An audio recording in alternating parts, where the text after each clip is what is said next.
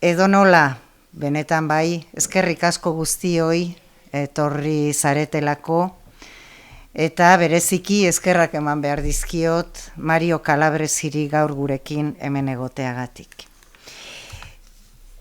Quiero agradecer en primer lugar al Museo Centro Memorial de las Víctimas del Terrorismo que haya hecho posible este encuentro de hoy. Hace casi un año, cuando con motivo de la entrega a Mario Calabresi del premio Covite, manifesté al director de esta institución, Florencio Domínguez, nuestra intención de traducir al euskera el libro Spingendo, Jesús, ya lo diré, Spingendo la notte più in là, inmediatamente me dijo que contáramos con la colaboración del memorial para ello.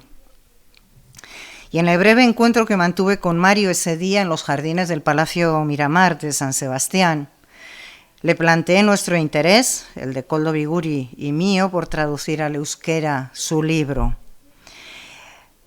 Él me dijo que le haría muchísima ilusión que lo tradujéramos al euskera y que además vendría a presentarlo. Cumplió ampliamente con su palabra, pues en julio, cuando presentamos el libro en San Sebastián, estuvo con nosotros en aquella ocasión de forma online y hoy lo tenemos aquí en persona. Muchas gracias, Mario, por todo tu apoyo a lo largo del proceso de la traducción y por estar hoy con nosotros. Gracias por este libro que desde la primera lectura que hice, en verdad, está siendo un caudal al que voy con mi memoria muchas veces y que me resulta en muchos aspectos muy sanador. Quiero agradecer también desde aquí a la editorial Erein Higuela por haber hecho por la valiente apuesta por publicar este libro en euskera. Estando tan faltos de relatos de víctimas del terrorismo de Euskadi, ojalá que este que nos cuenta de forma tan brillante el testimonio de la familia Calabresi y la de otras víctimas del terrorismo en Italia sirva para paliar esa carencia nuestra y quizá también para animar a algunos a escribir desde nuestras experiencias y nuestras vivencias lo vivido en Euskadi en los largos años de terrorismo. Y como no, gracias a ustedes por acompañarnos esta tarde aquí. Estamos en la mesa, como habrán deducido, Mario, y los dos traductores, Koldo Biguri y Lourdes Auzmendi. Y como he dicho, vamos a hacer una tertulia después de una presentación de la biografía de Mario. Hablaremos en primer lugar nosotros con él y tan pronto como podamos también les daremos la palabra para que le planteen sus cuestiones. Eskerrik asko. Buenas tardes. Yo voy a hacer inicialmente la presentación de Mario Calabresi. Mario Calabresi es un escritor y periodista italiano con más de 25 años de experiencia profesional que dirigió los periódicos La Stampa entre 2009 y 2015 y La Repubblica entre 2016 y 2019, uno de los dos de los periódicos más importantes de Italia. Inició su carrera periodística como cronista parlamentario, por lo que conoce de primera mano el funcionamiento de la política, particularmente en la época de Berlusconi y de Romano Prodi. En 2001, como enviado especial de La Stampa, cubrió durante 2 meses los atentados del 11 de septiembre en los Estados Unidos y a partir del 2007 trabajó como corresponsal de La República en Nueva York y siguió las elecciones presidenciales norteamericanas de 2008 detrás de Barack Obama, John McCain y Bill y Hillary Clinton. En la actualidad dirige una sociedad de producción de podcasts llamada Cora Media, que ha puesto en marcha una escuela de realización de podcasts, periodismo digital y nuevos medios de comunicación. Es además un activo conferenciante, escritor de libros de ensayo y promotor también de un blog llamado Altra Storie, en el que recoge testimonios de personas con historias y vidas ejemplares que pueden y deben servirnos como faro para luchar contra el pesimismo que nos amenaza con invadirnos en estos tiempos que empiezan a adquirir tonos cada vez más oscuros. Es también, y por eso está aquí con nosotros, un activo defensor de las víctimas del terrorismo y de su memoria, a partir de su propia experiencia como hijo de Luigi Calabresi, comisario de policía asesinado en 1972 durante los llamados años de plomo del terrorismo en Italia. Esta experiencia la recogió en un libro titulado Spingere la notte più in là, que publicó en 2007 en Italia y que llegó traducido al público español hace solamente 2 años y que llega ahora, de la mano de Lourdes y mía, a la lengua vasca, como pueden ver aquí, de la mano de la editorial Igella Erein. En este libro, que cuando fue publicado en Italia tuvo una enorme repercusión, con 500.000 de copias vendidas inicialmente, investiga con un rigor del mejor periodismo los hechos que rodearon el asesinato de su padre y narra las consecuencias que tuvo para su familia, pero también recoge las historias de otras víctimas y de otros familiares de otras víctimas del terrorismo en Italia, a quienes ha entrevistado directamente en persona, y aporta en este libro numerosas reflexiones éticas sobre cómo se tratan los traumas colectivos y sobre cómo debe construirse la memoria colectiva, que solo puede estar basada en la verdad, en la justicia y en el respeto a las personas que más han sufrido la injusticia del terrorismo. Por este libro, el autor recibió en 2004 el 23 Premio Internacional del Colectivo de Víctimas del Terrorismo, COVITE, y su traducción al castellano, como se ha comentado aquí, fue galardonada con el Premio Euskadi de Plata, concedido por el Gremio de Librerías de Guipúzcoa. Cuando Lourdes Auzmendi y yo leímos el libro de Mario, inmediatamente coincidimos en la necesidad de traducirlo al euskera, porque nuestra sociedad ha conocido durante muchas décadas el sufrimiento causado por la sinrazón terrorista. Pensamos que esta traducción tiene el valor añadido de traer las voces de víctimas del terrorismo, aunque sea de un terrorismo de otro país, ya que esa voz tiene validez universal. Traer esas voces a nuestra lengua, al euskera, en la que muy pocas veces se ha escuchado o se ha defendido la voz de las víctimas, y sí, en cambio, la de los victimarios.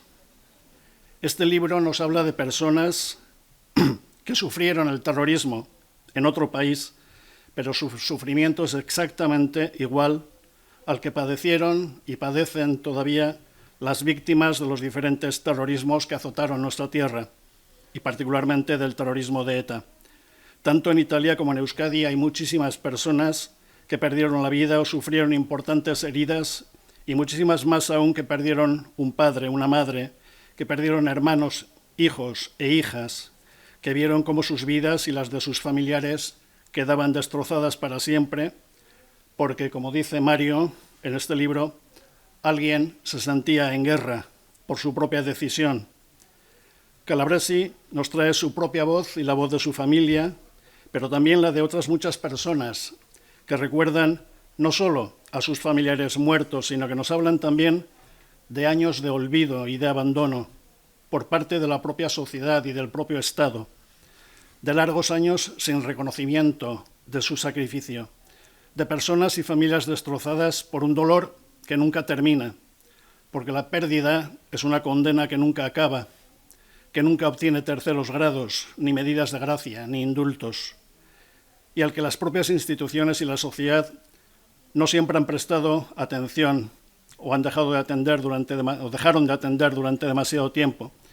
Pero es que además las voces de las víctimas del terrorismo muchas veces no las hemos escuchado, ahogadas por el tumulto de las querellas partidistas, partidismos que llegan todavía hoy a faltar el respeto a las víctimas que no se alinean religiosamente con los dogmas políticos. La sociedad vasca y la sociedad de Euskaldun tienen un deber de memoria, pero esa memoria creo que no debe limitarse a recordar, como es justo y necesario, el cruel acto final de la vida de las víctimas del terrorismo, sino, como defiende Mario Calabresi, debe partir de las voces, de los recuerdos, de los relatos de aquellas personas que quieran, puedan o necesiten compartir sus vivencias, su dolor, sus angustias y necesidades, sus quejas y reclamaciones de justicia y de verdad.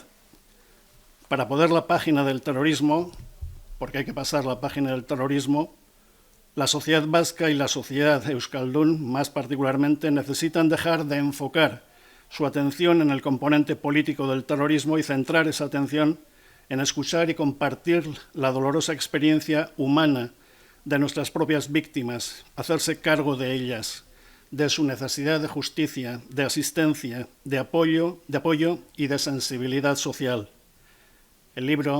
Este libro de Mario Calabresi es una excelente guía en este sentido. Bueno, voy a proceder ahora con las preguntas que voy a hacer en italiano para que Mario me entienda mejor. ¿Ok? Mario, el motivo principal que lo llevó a escribir este libro es precisamente dar de verdad la voz a las víctimas. De hecho, es un libro escrito por una víctima, el hijo de una víctima mortal, pero que además ofrece un impresionante altavoz a otras muchas víctimas que también en Italia no fueron escuchadas durante mucho tiempo. Buenas tardes a todos y a todas. Muchas gracias por la invitación y muchas gracias por haber pensado en traducir este libro al euskera. Me da un placer especial porque cuando se publicó el libro, primero se decidió traducirlo al inglés, pero cuando se decidió traducirlo al alemán y al francés me tocó más porque eran los dos países en los que había existido un terrorismo político en los años 70, aunque las cifras son mucho menores que las del terrorismo italiano o español. Y me dolía mucho que no se publicara en España, porque el mío no es un libro que analiza el terrorismo o la historia del terrorismo. Es un libro que cuenta el impacto que el terrorismo tiene sobre la vida de las personas, sobre la vida de las familias. Y creo que lo que vive una persona como una madre, un hijo, una hermana, que ha sido asesinado por el terrorismo, por una bomba, creo que esos sentimientos son universales, son iguales en todos los casos. Y por eso yo en este libro cuento historias de personas que podrían estar en Italia, en Francia, en España, en el País Vasco. Y por eso, cuando hace solo 2 años un editor de Barcelona, Libros del Asteroide, me dijo: queremos publicar su libro en español, me hizo muy feliz. Y vine a España y ha sido increíble la acogida que ha tenido el libro, el número de entrevistas que se me hicieron. He hecho más entrevistas en España que en Italia sobre este libro. El debate que surgió a raíz del libro sobre los años del terrorismo, y cuando Lourdes y Koldo me propusieron traducirlo al euskera, pensé que es posible que haya personas que al leerlo en euskera se vieran reflejados, que hayan vivido algo similar. Cuando hablo de la universalidad de estos eventos, estos sentimientos, pienso en un libro que a mí me ha parecido muy preciso en la descripción de los sentimientos que se pasan, que se sienten, que es Patria, de Aramburu. La escena final de Patria, en la que están las 2 mujeres que se encuentran, he visto comportamientos exactamente iguales a los que le he visto a mi madre.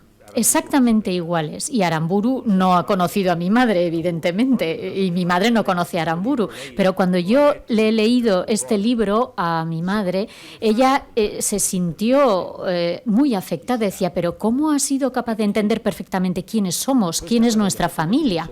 Y esto me ha gustado muchísimo, porque me ha parecido muy importante. El esfuerzo que yo he hecho en este libro es el de contar la vida de las personas. Y de hecho hay un gesto que cuento en el libro,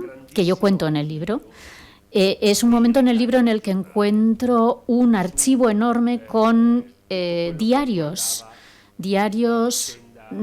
sobre todo lo que tenía que ver con el proceso judicial de mi padre, del asesinato de mi padre, que ha sido el proceso judicial más largo de toda la historia de Italia. Y ahí había todos los diarios, los periódicos, todos los recortes de las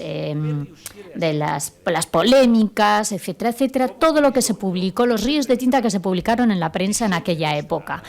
Y todo eso estaba en una maleta enorme, y todavía me acuerdo la sensación de bajar esa maleta a donde estaba el contenedor de basura, abrir el contenedor y tirar eso, porque al final yo necesitaba una especie de acto simbólico para soltar todo este peso de la historia, de toda esa polémica de no, es que dijo esto, no, es que no se dijo esto, es que...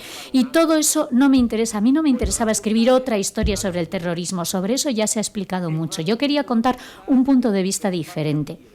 Un punto de vista que permitiera comprender, y voy a hacer aquí un paréntesis, yo soñaba estudiar periodismo en la Universidad de Columbia. Y hace muchos años, las noticias ya se empezaban a escribir en línea, y entonces me empezaron me refiero a que en aquella época no existían las noticias online, y entonces yo empecé a recibir toda la documentación de la Universidad de Columbia, todo eran unos pliegos enormes con todas las condiciones, y mi madre me dijo, bueno, pues si te hace tanta ilusión, vamos a ver cuánto cuesta. Y se fue a informar, y luego vino y me dijo, me parece que has nacido en la familia equivocada, no nos llega el dinero. Y el lema de esta universidad es no se puede leer gratis. Este lema de la universidad no se puede pagar, no se puede leer gratis, hay que pagar para entrar y poderlo leer. Pero este lema es investiga, muestra y ve. Y ese es el proceso que he seguido un poco en este libro. En este libro yo no digo el terrorismo es terrible porque quita a los hijos la posibilidad de crecer con un padre, etcétera, etcétera. No, simplemente cuento que mis hermanos y yo pasábamos las tardes en el cementerio. Mi madre cambiaba las flores de la tumba de mi padre, y nosotros habíamos encontrado la tumba de un niño que había muerto de pequeño, de niño, y al que los padres le habían metido juguetes, miniaturas, como coches de miniatura en la tumba. Y nosotros jugábamos con esos coches y hacíamos un juego. Nosotros llevábamos un juguete nuestro, lo dejábamos allí y nos llevábamos el del niño, y hacíamos como un intercambio con este niño. Esto que yo cuento creo que es mucho más potente. La idea de que los niños crecen jugando en un cementerio es mucho más potente que cualquier discurso sociológico político sobre el terrorismo. Le dice a la gente, esta es la consecuencia del terrorismo.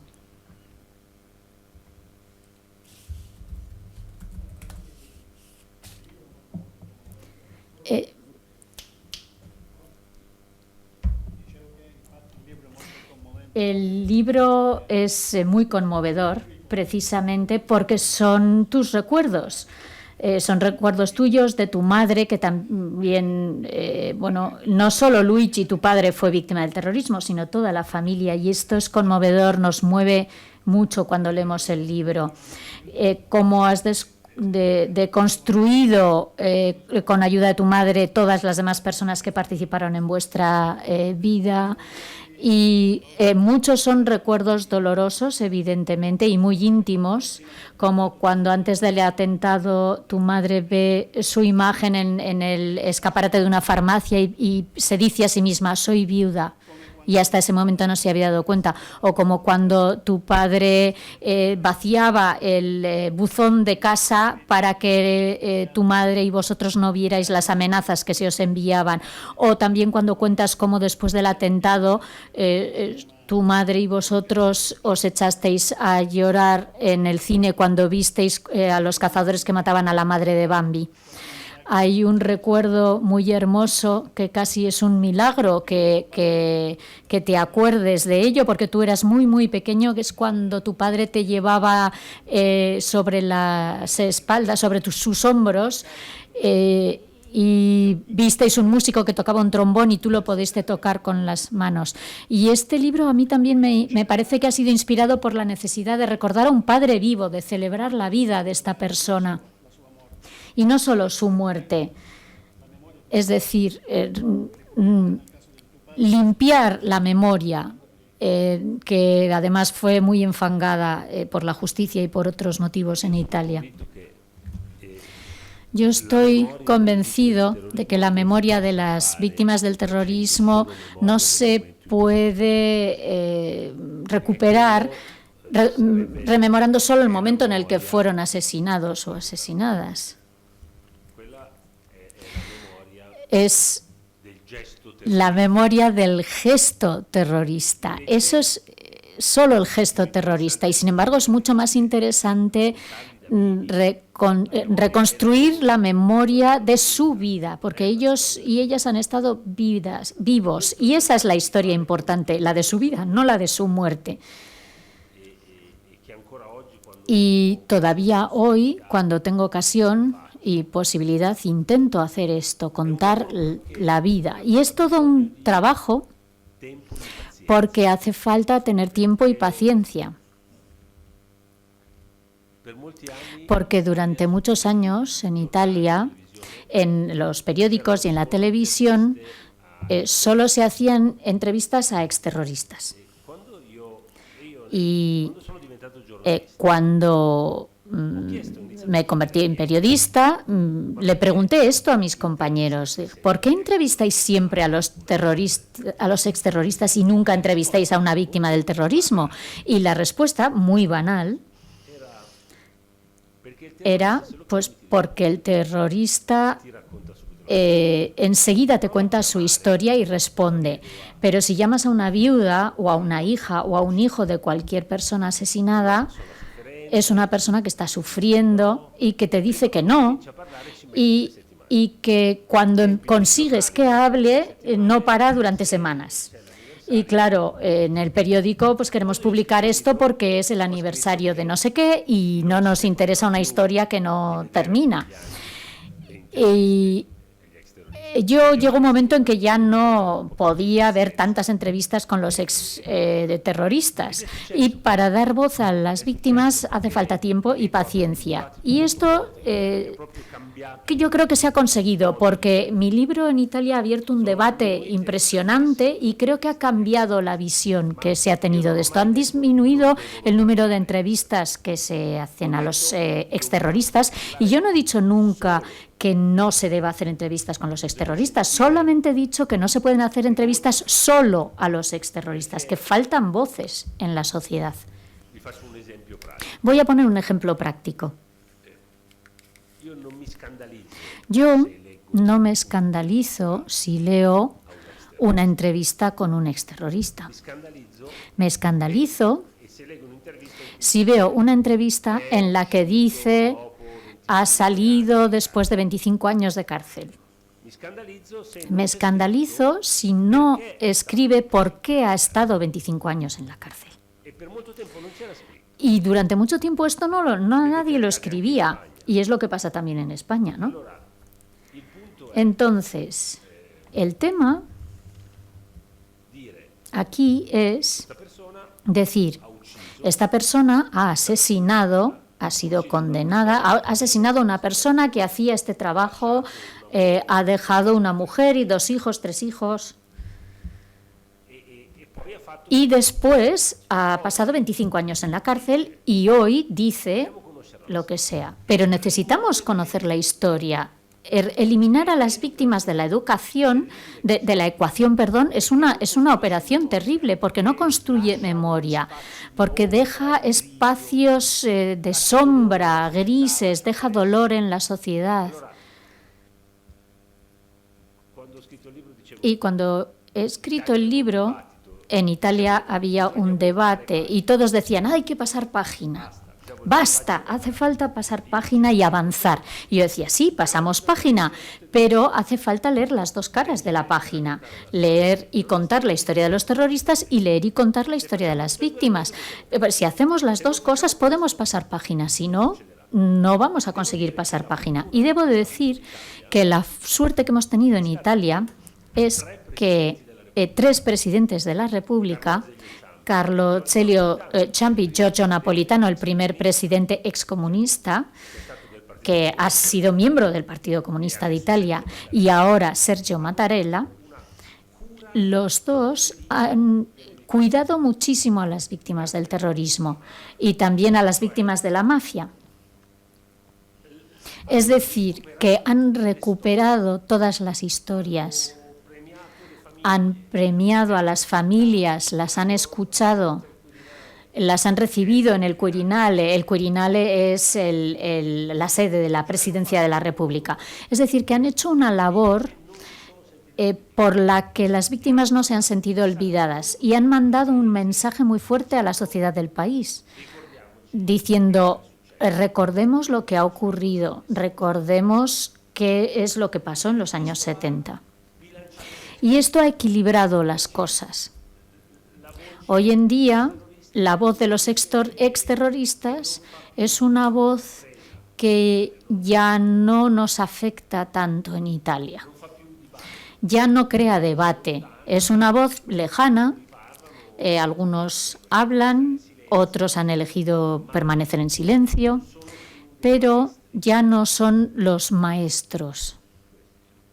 Esto es importante.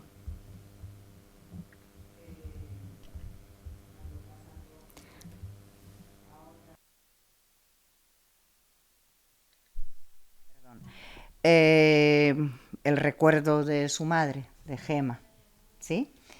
En el libro muestras a una madre que supo salvaros del odio, del deseo de venganza y además os enseñó el valor de la vida, una mujer capaz incluso de llorar en la sala del tribunal por la hija de uno de los terroristas que iba a quedarse sin padre, o de hacer la posfacción de un libro escrito por un terrorista arrepentido que participó como conductor en el atentado de su padre.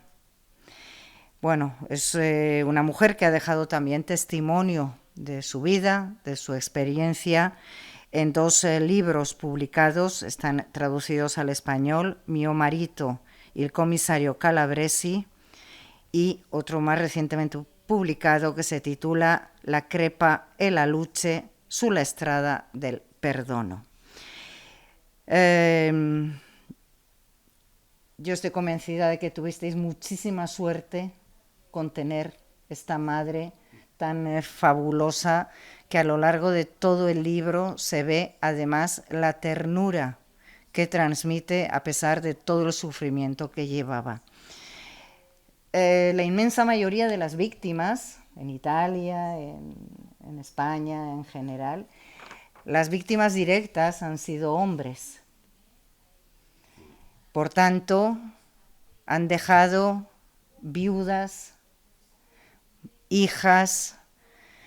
También en Euskadi es así. Y has recordado, por ejemplo, el final de la novela de Patria, de Aramburu, en el que finalmente se encuentran las 2 mujeres. Estamos recordando a Gemma. La labor que llevan a cabo a través de asociaciones de víctimas fundaciones y a título personal, cientos de mujeres en España, en Euskadi, víctimas, como digo.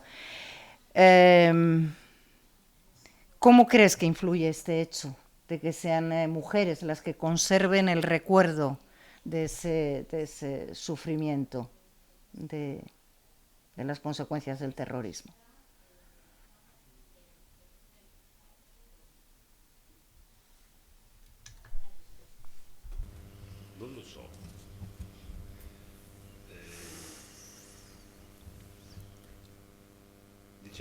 No lo sé. Digamos que el hecho de que la mayoría sean viudas, porque las víctimas del terrorismo en gran medida son hombres. Y las personas que han quedado atrás han sido mujeres, y tal vez por eso creo que la memoria ha sido menos vengativa. Creo que si las personas que hubieran quedado hubieran sido en su mayoría hombres, quizás la memoria hubiera sido más vengativa. Esto es algo que he visto en Italia, en los políticos. La política usa la memoria para crear polémica en el día a día, que para mí esto es terrible. Es terrible cuando usan a las víctimas del terrorismo como arma arrojadiza para crear polémica con la oposición o con un oponente. Me parece terrible. Y el hecho de que la memoria sea una memoria femenina creo que ha ayudado a sanar las heridas.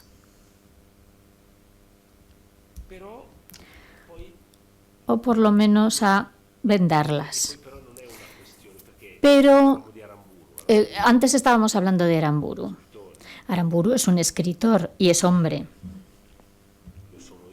Yo también soy hombre.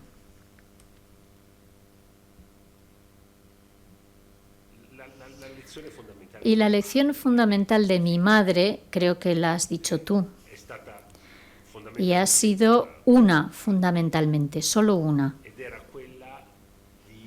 Es la lección de no cultivar el odio.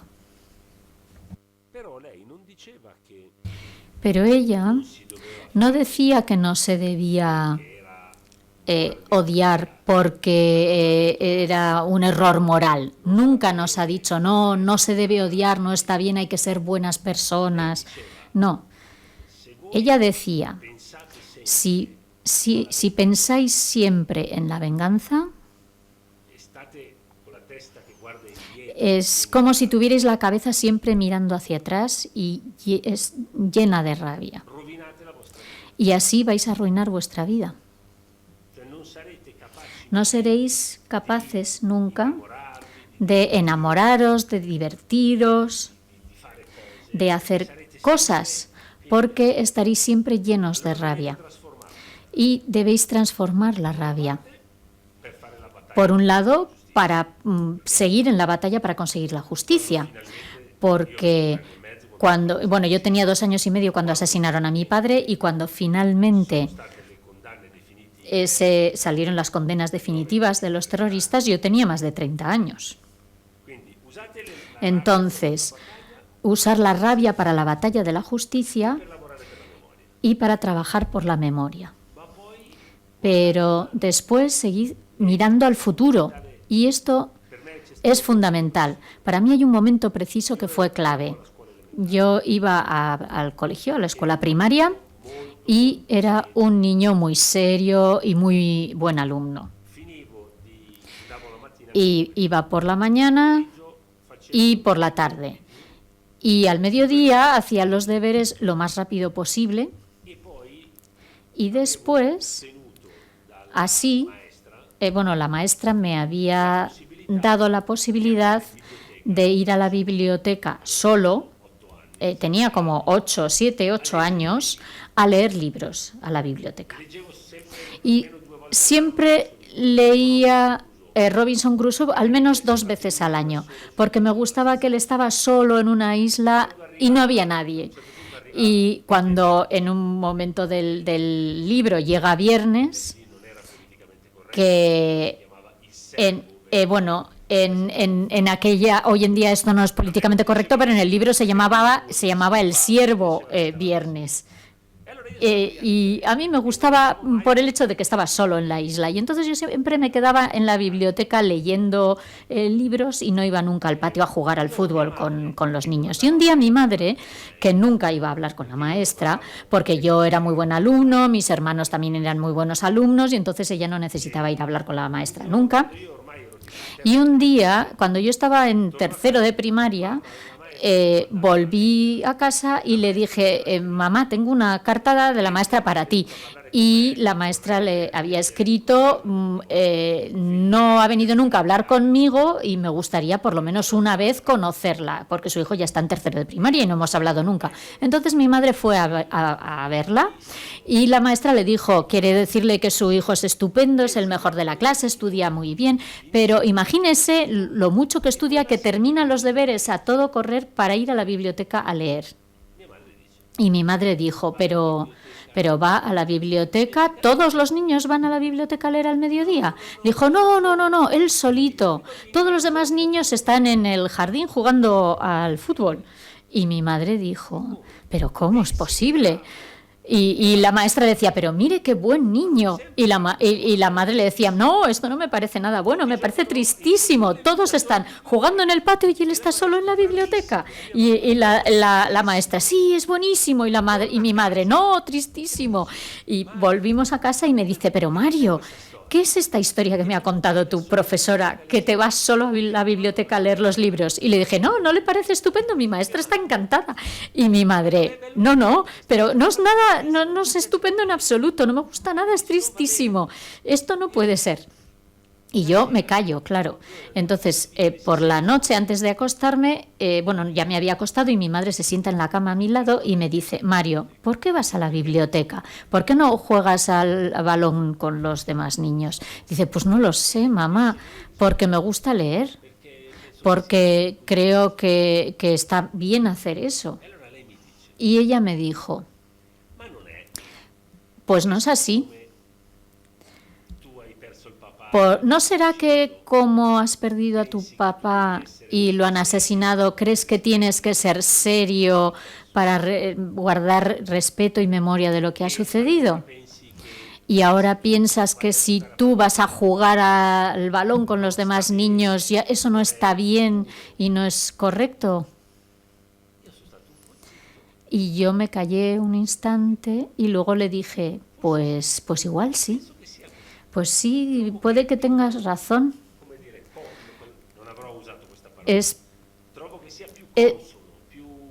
Creo que es verdad y que esta interpretación que haces es la correcta. Y es verdad que pienso que es más adecuado y más correcto no ir a jugar. Y mi madre me dijo, y según tú, si tu padre te viera, un padre, ¿cuándo es más feliz? Cuando ve a su hijo que está solo en una biblioteca todos los mediodías, o cuando ve a su hijo riéndose y divirtiéndose jugando con los demás niños en el jardín. Y yo dije, pues claro, está mucho más feliz cuando ve que su hijo está contento. Y entonces mi madre me dijo, pues veo que lo has entendido, muy bien. Y desde el día siguiente ya no fui a la biblioteca, fui a jugar con los demás niños. Y años después, cuando empecé a ser menos buen alumno, cuando me iba peor en el colegio y cuando ya estaba en el instituto, ya no era tan buen alumno en absoluto. Y entonces siempre tenía que recuperar en verano y mi madre me decía, pero ¿por qué te has vuelto tan desastre si eras tan buen alumno cuando estabas en primaria? Y yo siempre le decía, mamá, es tu culpa, tú me dijiste que mi padre iba a ser mucho más feliz si yo salía por ahí, y eso es lo que estoy haciendo, me divierto mucho para que mi padre sea feliz.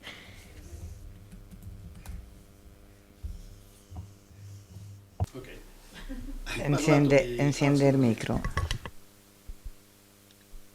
Hai parlato di patria. Has hablado de Patria y quiero contrastar un poco, comparar un poco la historia que tú cuentas en tu libro con la de Patria. O ¿cómo cuentas tú la historia con estos detalles que estás compartiendo con nosotros y nosotras con la ficción? Porque en el País Vasco, en España en general, estamos viendo un aumento de obras literarias y cinematográficas sobre el terrorismo.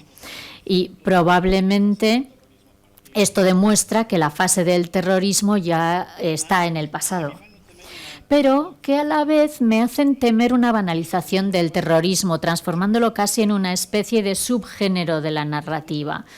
Y podemos recordar que la historia de tu padre aparece en una película de Giulio Giordano del 2012, después de la publicación de tu libro, Spingendo la notte più di là.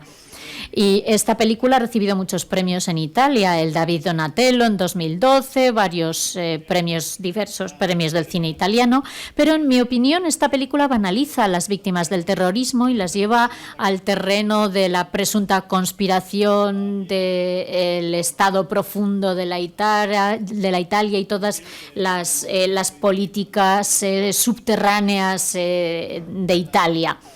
Y por eso me ha emocionado especialmente la historia que tú cuentas en tu libro, que es mucho más auténtica en mi modesta opinión. Y me gustaría saber cómo ves tú este tema del terrorismo como elemento de ficción en Italia. ¿Cuál es tu opinión? ¿Cómo lo ves? Cuando salió mi libro, este libro, ha habido muchísimos directores y directoras de cine italiano que me pidieron los derechos para rodar una película. Y yo les he dicho que no a todos. Y lo he dicho precisamente por esto que tú comentas, porque pensaba que una película sintetizaría la historia y la banalizaría.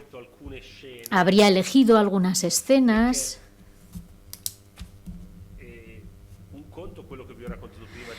Porque esto que les he contado antes de los niños que juegan en el cementerio, pero está escrito con una distancia. Si yo me imaginaba cómo lo podían rodar y yo me imaginaba viéndome a mí o al que me representaba a mí jugando los niños en el cementerio, pienso que sería daría un poco de grima. No sé si la intérprete lo va a poder traducir. Es una palabra, en Italia los chavales usan una palabra inglesa, pero que viene a decir que da grima. Y a mí tampoco me ha gustado la película de la que hablabas.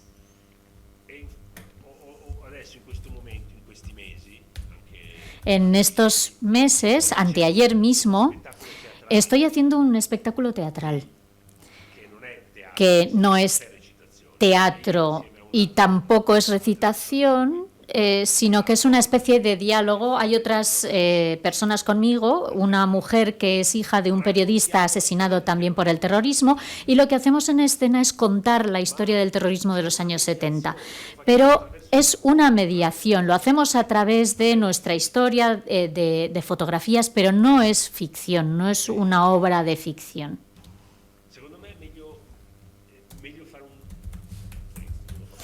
Y bueno, cada uno puede hacer lo que quiera, pero yo creo que sería mejor hacer un documental que no una película de ficción. Porque creo que existe el riesgo de banalizar, sí. Jóvenes la visión que tienen hoy en día, ¿no?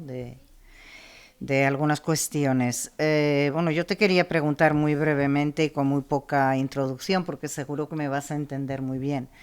Nosotros aquí tenemos un problema muy serio de intergeneracional, de la transmisión a los jóvenes sobre lo sucedido en los años de terrorismo, sus consecuencias, etcétera, etcétera. Bueno, hay intentos, no, hay trabajos muy bien llevados para poder transmitir a los jóvenes en los centros de enseñanza lo sucedido, víctimas que asisten a hablarles, etcétera, etcétera. Bueno, estos días estamos viviendo un ejemplo de lo contrario a una buena práctica, como podría ser lo que está sucediendo en Madrid, que el gobierno ha decidido llevar a las escuelas un relato del terrorismo, pero absolutamente partidista, incluso tergiversando datos, etcétera, etcétera. Pero tú que trabajaste también en Italia asistiendo a centros de enseñanza, etcétera, desde tu experiencia, ¿qué ves que podríamos hacer para que a estas generaciones más jóvenes podamos transmitirles lo sucedido?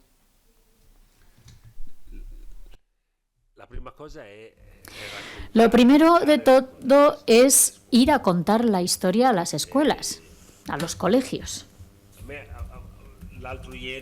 Anteayer estaba en Florencia, he hecho este espectáculo teatral en un teatro enorme con 1.500 personas, había también gente joven y al salir había un grupo de gente joven que me estaba esperando y me han dicho, increíble, estamos en la universidad y de esta historia que habéis contado no sabíamos, bueno, poquísimo, no sabíamos casi nada y son chavales que están en la universidad y que habían pagado la entrada para ver la obra de teatro porque estaban interesados. Ellos ya estaban interesados y tenían 19, 20 años y no sabían nada de esta historia o casi nada. Me habían dicho que nunca habían oído hablar de la Strage di Bologna, que es el atentado que hubo en 1980 en la estación de Bolonia, de 1945, después de la Guerra Mundial, ha sido el atentado más grande que ha habido en toda Europa después de la Segunda Guerra Mundial. Y ni siquiera sabían. Luego, después de esto, ha habido el atentado de Atocha, que fue más grande, pero hasta el atentado de Atocha, este ha sido el atentado más grande de toda la historia de Europa, y ellos no habían oído hablar nunca del atentado de la estación de Bolonia. Y se dice que esto es un problema de memoria enorme, y es más grande hoy que antes, por un motivo, y es que se ha roto una transmisión. Cuando hace 20 años, 30 años, 40 años, todo el mundo leía los periódicos,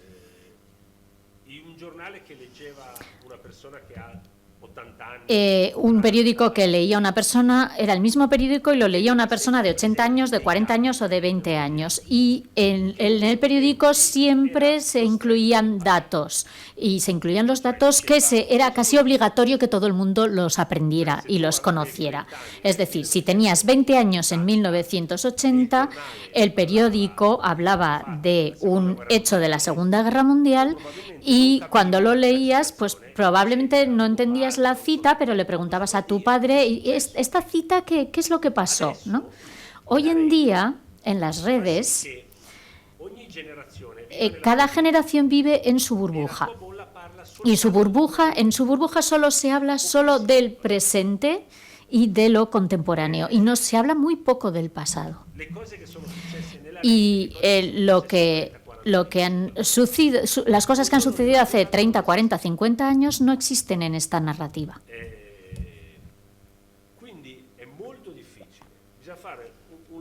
Entonces es muy difícil, hay que hacer toda una labor de ir a los colegios a contar lo que sucedió y de hacer cosas nuevas, hacer reuniones como la de hoy, llevar a los colegios a museos como este y dar clase dentro de aquí. Nosotros también por eso hemos iniciado a hacer este espectáculo teatral, porque hemos pensado que era otra forma de comunicar. Invitamos a muchos colegios a que traigan a sus alumnos, que traigan al alumnado al espectáculo teatral. Pero lo fundamental es que la memoria no puede politizarse, porque si alguien coge la memoria, la lleva a la escuela, a los colegios, pero politizada, habrá un grupo de alumnos que tendrá una reacción y que se distanciará de la memoria y se pondrán en contra de la memoria y verán la memoria como un hecho político. Por eso hay que hacer un esfuerzo para separarse de esto. Y aquí creo que las víctimas del terrorismo deben tener la capacidad de decirle al nivel político no me toquen la memoria. No es cosa de los políticos. Hace 2 semanas, Giorgia Meloni y el ministro de Exterior de Italia, Antonio Tajani, han dicho que los y las manifestantes pro-Palestina y todas aquellas personas que critican al gobierno son personas muy agresivas y que le recordaban a los terroristas de los años 70 y que le recordaban a las Brigadas Rojas. Y claro, yo he escrito un artículo y luego he hablado sobre él en la televisión y en las radios y he dicho, por favor, esto ni se les ocurra, hagan el favor de no utilizar nunca más a las víctimas del terrorismo para hacer polémica política hoy. La situación no tiene nada que ver, pero nada en absoluto, y hagan el favor de no tocarme la memoria. Porque es que, bueno, Giorgia Meloni es suficientemente inteligente como para saber que no le conviene meterse a debatir conmigo y a explicar por qué ha dicho eso o ha dejado de decirlo, porque algunos de nosotros tenemos un peso. Pero por eso digo que las víctimas tienen que hacerse cargo de no dejar que se les politice. Vamos a ver si tenemos la misma suerte, ¿no?, en España, porque tenemos varios ejemplos de barbaridades de estas que también van diciendo de vez en cuando, ¿no? Bueno, pues ETA todavía está viva, ETA está presente, bueno. Però posso dire questo. Ho visto giù c'è la mostra. Abajo está la exposición sobre este grupo terrorista, el Grapo. Y he visitado la exposición y he visto que una de las autoras del atentado del Bar California, se llamaba, ¿no?, Bar California, hace 5 o 6 años ha dado una conferencia, no recuerdo dónde, creo que en el sur de España. En esta conferencia hablaba de antifascismo, una persona que ha asesinado un montón de personas. O ahora el líder de ese grupo está haciendo un tour por España para presentar su libro. Entonces, yo creo que se debe tener la capacidad también de decir, esta persona acaba de salir de la cárcel y si la ley se lo permite, pues por supuesto que puede escribir un libro y hablar de su libro. Pero las víctimas del terrorismo y la política deben de ser capaces de recordar siempre qué es lo que hicieron. Yo no soy de derechas. He sido director de un periódico de izquierdas como La República, pero nunca he hecho rebajas para los terroristas de izquierdas. Yo siempre he mencionado todo lo que ha hecho el terrorismo de izquierdas en Italia y cuáles han sido los golpes que ha dado el terrorismo de izquierdas en Italia. Porque si quieres ser creíble y si tienes la valentía de decir la verdad siempre, todas las veces, cada vez que uno, sea de derechas o de izquierda, justifica, yo siempre he dicho no. Vale, esto no es justificable, no vaya por ahí. La credibilidad... La derecha no debe usar la memoria hoy para hacer polémica política sobre el presente. Pero la izquierda también tiene que tener el valor de llamar terrorismo a lo que era terrorismo y no hacer como que era algo justificable y que no era terrorismo. La memoria se puede hacer solo si está limpia. Si la memoria se convierte en partidista o se deja utilizar, ya no es memoria. Bueno, creo que Mario nos ha dejado un montón de reflexiones y de enseñanzas y de lecciones muy interesantes para todos nosotros y nosotras. Pero como son ya las 8, igual es hora de darles a ustedes también la palabra. Me imagino que tendrán interés en hacer algún comentario, hacer alguna pregunta a Mario sobre el libro, sobre su historia, sobre Italia, sobre lo que ustedes consideren oportuno.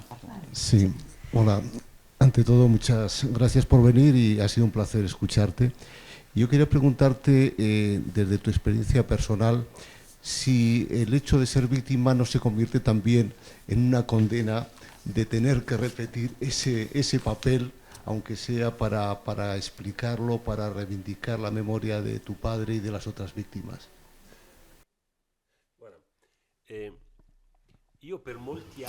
Durante muchos años yo no he hablado de este tema.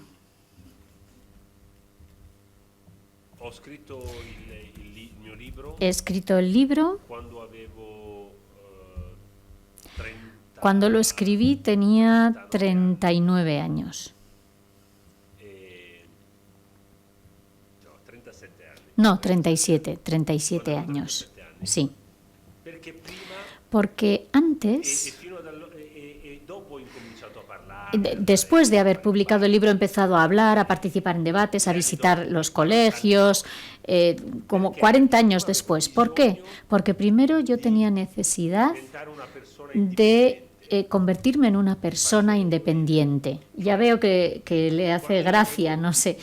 Pero cuando yo tenía 15, 20, 25, 30 años, fuera donde fuera, cuando me presentaba y decía mi nombre, Mario Calabresi, la gente decía, ¡ah! ¿Eres pariente del comisario Calabresi? Sí, soy el hijo. ¡Ah, lo siento mucho! Etcétera, etcétera. Y he tenido problemas porque a veces había gente que era enemiga de mi padre, que o le daban miedo o había vivido situaciones que también cuento en el libro y que habían sido muy desagradables. Y yo sufría el hecho de que yo no era nunca Mario, siempre era el hijo de. Y ahora, durante muchos años, me he concentrado solo en hacer mi trabajo de periodista, de comentarista político, de enviado, luego fui al periódico de La Estampa, La República. He estado construyendo mi propia identidad. Y llegó un momento en el que pensé, bueno, ya lo he conseguido, soy un periodista famoso. Hay un periodista famoso en Italia que se llama Bruno Vespa, es un periodista de televisión, que ahora ya tiene unos 80 años, pero que todos los años, desde hace ya 30, 35 años, todos los años escribe un libro justo antes de Navidad. Y en este libro cuenta un poco la historia del año, etcétera. Es como una tradición en Italia. Y yo, todos los años, iba a la librería, abría el libro, miraba el índice de los nombres y miraba a ver si estaba Calabresi. Y veía que sí, que muchas veces se citaba a mi padre, Luigi, y aparecía 1, 2, 3, 5 veces. Había años, sobre todo durante el proceso judicial, había hasta 6, 7, 8 citas de Calabresi. Y a veces encontraba también algún Calabresi Mario, pero iba a mirar y siempre era el hijo del comisario durante el proceso judicial o el hijo del comisario declarado, siempre era el hijo. Y hubo un año que abrí el libro y había un Luigi Calabresi y 5 Mario Calabresi. Y fui a buscar las citas de Mario Calabresi y era Mario Calabresi ha hecho una entrevista a Silvio Berlusconi en el que ha revelado que tenía un tumor. Mario Calabresi ha andado el 11 de septiembre a Estados Unidos a contar. Y entonces ahí ya cerré el libro y dije, lo he conseguido, yo soy una persona, ya, soy el periodista, ya no soy el hijo. Y en ese momento he podido pensar en contar la historia sin sentirme aplastado por la historia, porque ya era una persona que tenía su propia identidad y que podía contar la historia. Y en mi opinión, hacer este proceso ha sido importante porque estas historias te aplastan para toda la vida y es muy difícil hablar de la historia si estás aplastado por ella. Espero que haya podido responder a su pregunta. No sé si... ¿Más? ¿No? Sí. Florencio, ¿tienes por ahí el micro? Ah, no, ahí atrás, ya.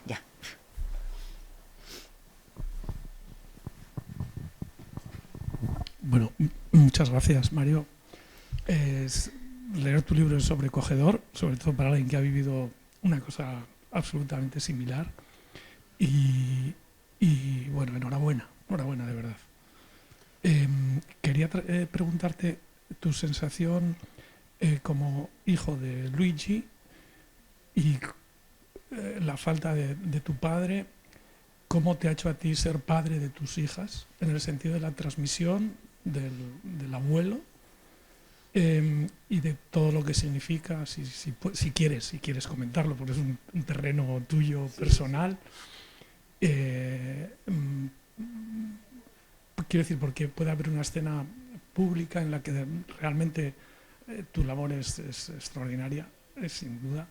Y como yo creo que las vivencias que tú dices, que no hay que hablar de cortó de raíz una juventud, no, sino los detalles concretos, el cementerio, las reuniones familiares.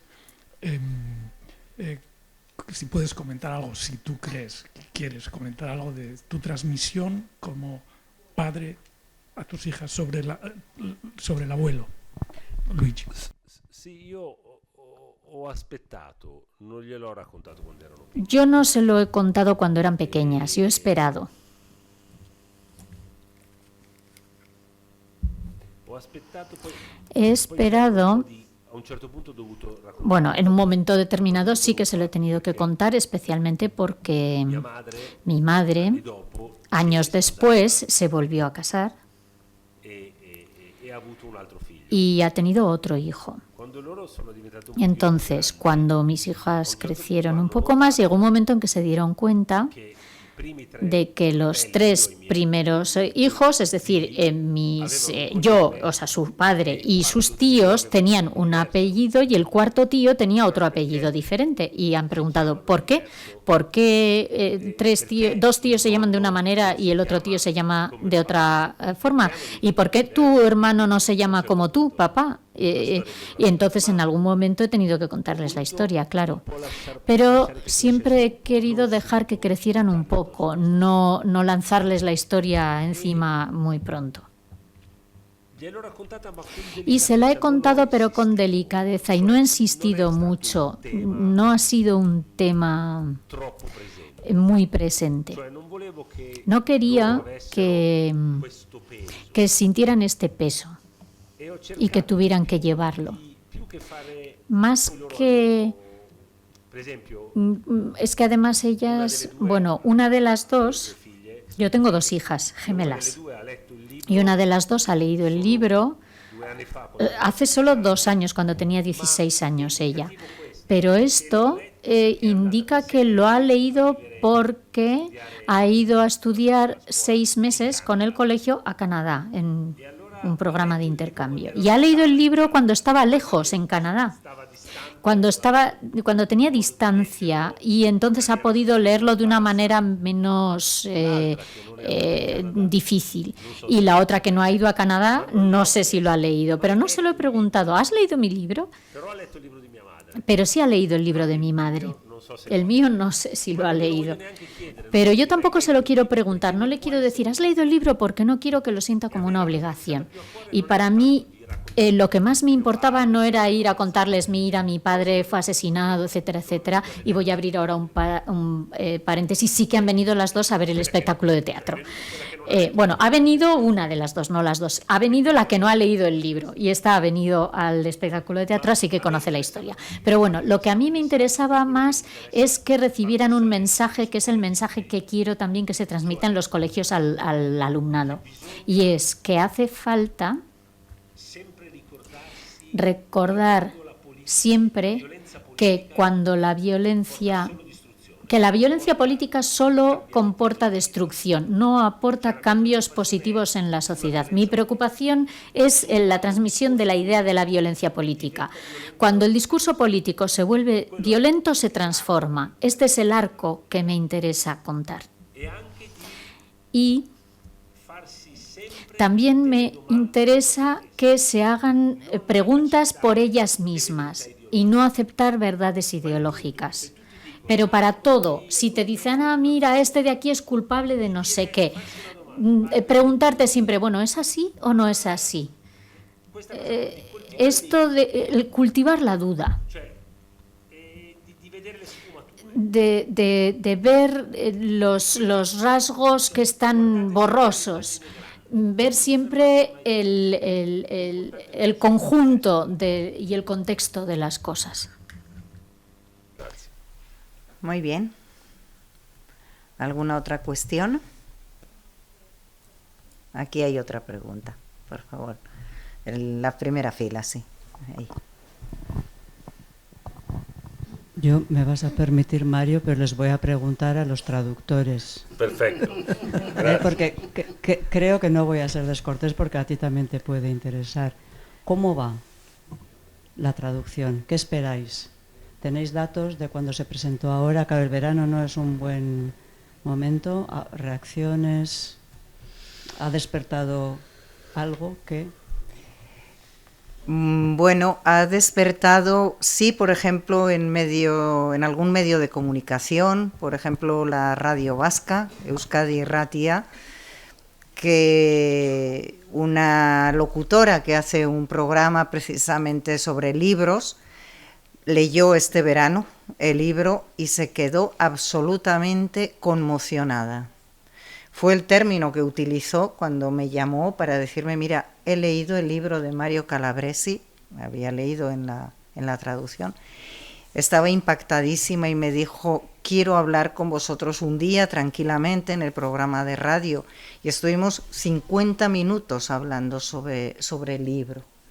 Entonces, bueno, está ya colgado, además, ahí hay... Está en la plataforma Guau, por si quieres escuchar.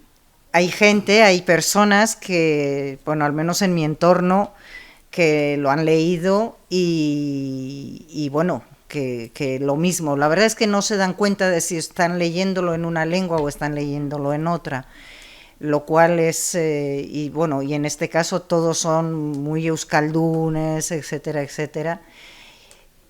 Yo pregunté a la editorial si tenían datos sobre ventas y me dijeron que, bueno, a la persona que le pregunté me dijo, mira, no, eso lo lleva un departamento determinado, pero bueno, no lo sé, no sé más allá, pero en cualquier caso para nosotros sí fue importante encontrar una editorial de primera línea, porque, bueno, pues como he dicho en la introducción, ¿no?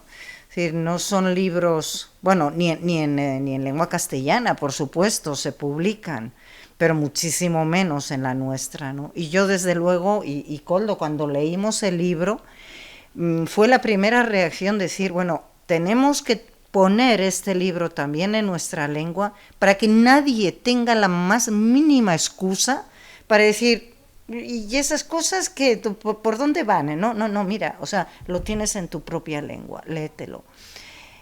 Fue el primer reto, y el siguiente fue que sea una editorial que esté en primera línea. No queremos ir por puertas traseras, queremos que sea una editorial reconocida, que salga.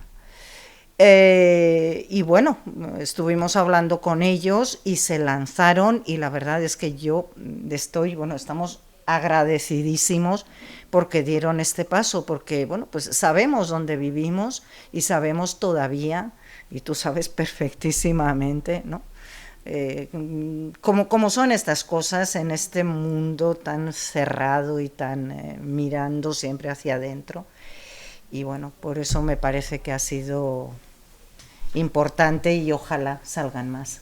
Yo quería añadir probablemente un deseo, y es que pienso que probablemente una traducción al euskera anime a gente euskaldun a acercarse a esta historia, la historia de las víctimas del terrorismo, mucho más que quizás la traducción en castellano, que también está, por supuesto, disponible aquí, quiero decir, pero que probablemente a un lector euskaldun o que tiene la costumbre de leer en euskera igual no le llama tanto la atención y por lo tanto se pierde la lectura de un libro que para mí me parece fundamental, y pues tener la oportunidad de leerlo en euskera quizás igual es ¿cómo es? Wishful thinking, se dice, pero bueno, confío en que sirva precisamente para eso, incluso para abrir algún tipo de debate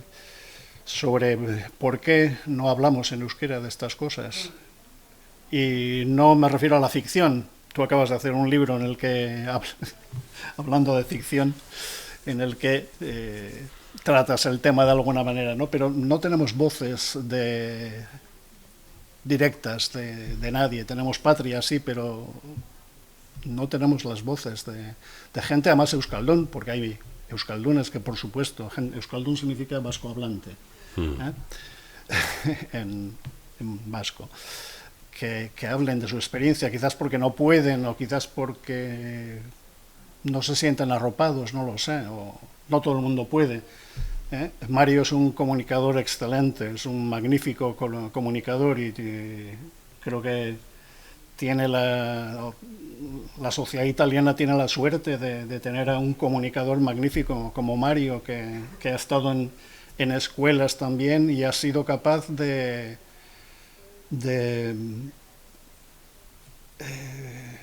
a ver, ¿cómo lo digo?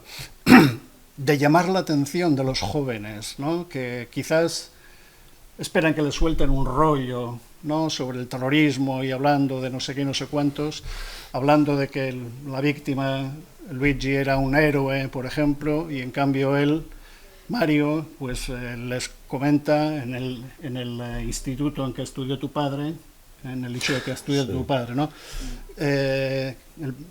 Al hacerle la presentación, el presidente de la escuela dice que pues es un héroe, que estudió, sacó muy buenas notas, y la realidad es que dejó los estudios. Y cuenta esos detalles y los chavales de repente se despiertan, ¿no? Cuando habla de una persona viva, de estas cosas, ¿no? De estos recuerdos, de lo que recoge en este libro, ¿no? Es absolutamente conmovedor y es algo que a los jóvenes también estoy seguro de que les conmueve igual que a nosotros. Pero claro, hay que saber también llegar a los jóvenes, hay que también ser un buen comunicador, que no todo el mundo lo es, evidentemente, y mucho menos en personas que han sufrido lo que han sufrido, ¿no? Por ello digo que Italia ha tenido una grandísima fortuna teniéndote a ti. Falta poco, si no hay ninguna otra cuestión. Yo quisiera terminar con,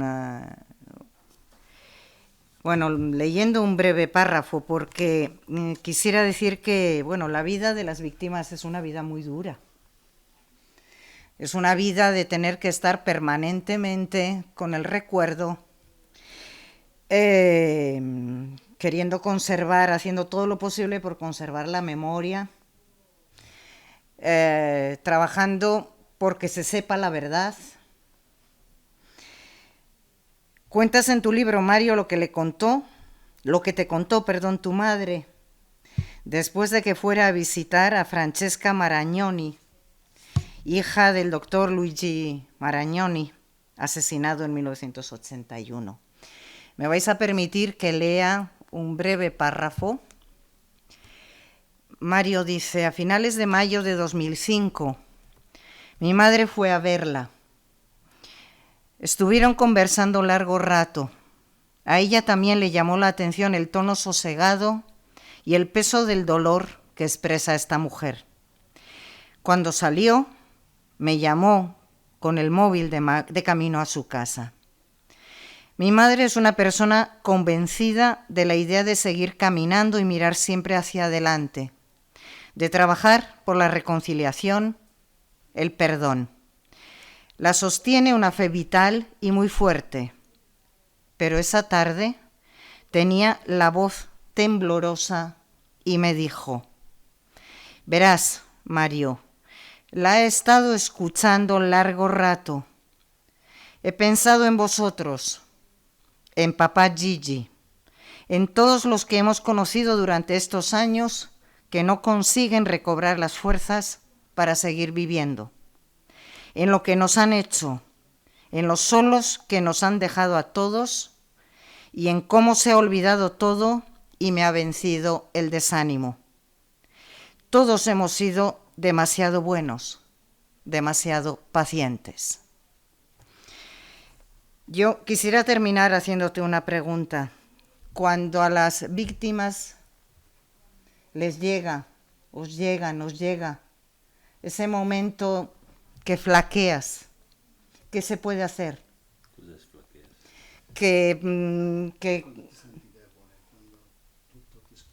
Sí.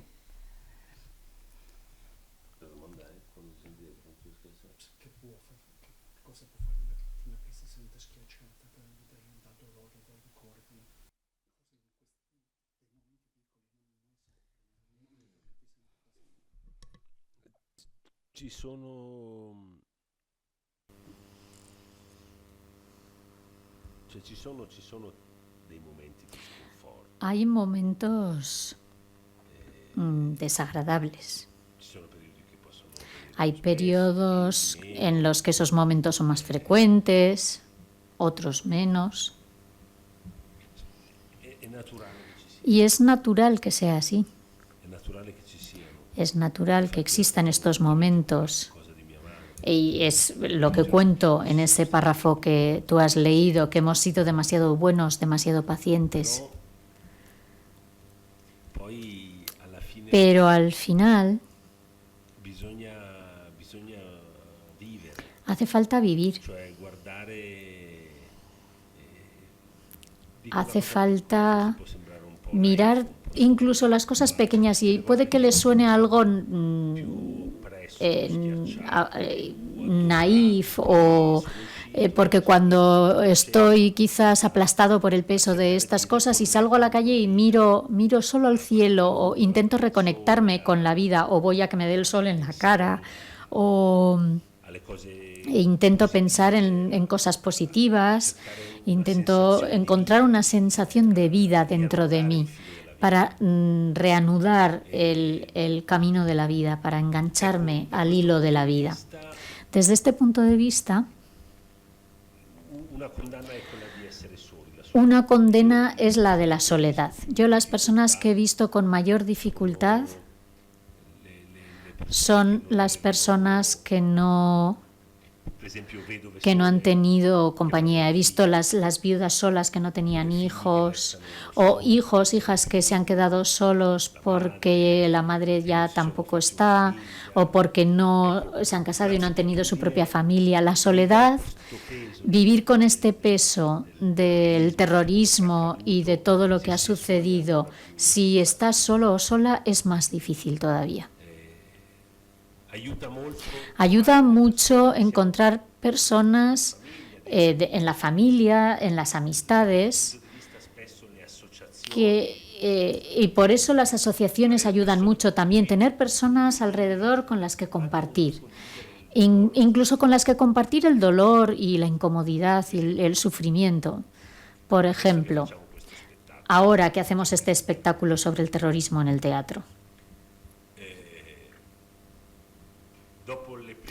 Después de las 3 primeras veces que hemos hecho la representación, yo al día siguiente no me encontraba bien. El espectáculo iba muy bien, había mucha gente, muchos aplausos, muchas felicitaciones, pero yo al día siguiente me despertaba de mal humor, cansado, y a veces pensaba, esto no lo quiero hacer muchas veces. Y nos pidieron ir a representarlo en los colegios y dije, uy, no, gracias, yo esto no quiero. Y la semana pasada, después de hacer la representación en Roma, ese día yo también me encontraba cansado, me dolía la cabeza, no estaba de muy buen humor. Y la otra persona con la que lo hago, Benedetta Tovacci, la hija del periodista, se me acercó y me dice, no te veo bien. Y le digo, no, es verdad. Y me dice, ¿pero a ti qué efecto te está haciendo este espectáculo? Y le digo, pues si te digo la verdad, a la mañana siguiente no estoy bien. Y ella me dice, mira, ¿sabes que cuando estábamos viniendo a Roma y estaba leyendo, repasando mi papel, he tenido que ir al baño, me he encerrado en el baño y he estado llorando en el tren desde Florencia hasta Roma? Y la he abrazado. Y el hecho de sentir que ella también tenía sufrimiento y el hecho de que ella sintiera que yo también tenía sufrimiento, y ya nos ha puesto mejor a los dos. Y al día siguiente ya estábamos de mejor humor. Y porque yo estaba mejor porque ya sentía, ya no me sentía solo, ya sabía que había otra persona que tenía la misma sensación. Muchas gracias a todos y a todas. Buenas noches. Gracias a la intérprete Ana Blázquez. porque nos ha ayudado a comunicarnos. Muchas gracias, Ana. Es que ricasco, muchas gracias, buenas noches.